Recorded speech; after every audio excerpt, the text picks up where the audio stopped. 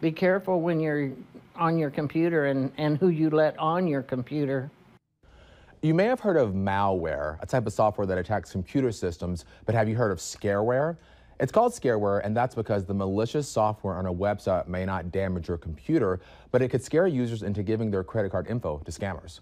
Molly Casey spoke to a woman who says this happened to her. And Molly, can you tell us how this woman avoided that happening to her? Well, Cornelius, it was her quick thinking and asking some questions when she thought something about the phone call was suspicious. Well, I was scared. It's hard to go a day without surfing the internet, and Diane Farha often looks up new recipes, but she nearly clicked on a recipe for disaster. I went to this one site and all of a sudden I saw this flashing go, warning, warning, warning. Farha had clicked on a website that had been infected by scareware, a tactic used to scare computer users into giving up personal information to scammers. The flashing warning told her to call a phone number, and a man answered. I'm a computer specialist and I need to get onto your computer.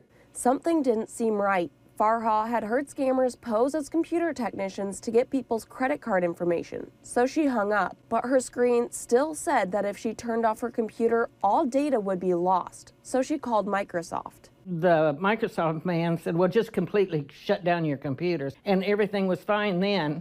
Farha feels lucky that she knew better, but says this isn't the first time someone has tried using technology to scam her. There have been people who have called me and said, we're from Microsoft and we need you to get on your computer. Farha hopes her experience is a good warning to other seniors and says it won't stop her from surfing the web. I don't see how this experience is going to stop me from wanting to do what I want to with my computer.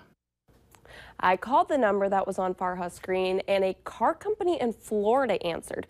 The woman I spoke to on the phone said they've been getting calls all week from people like her and don't know why.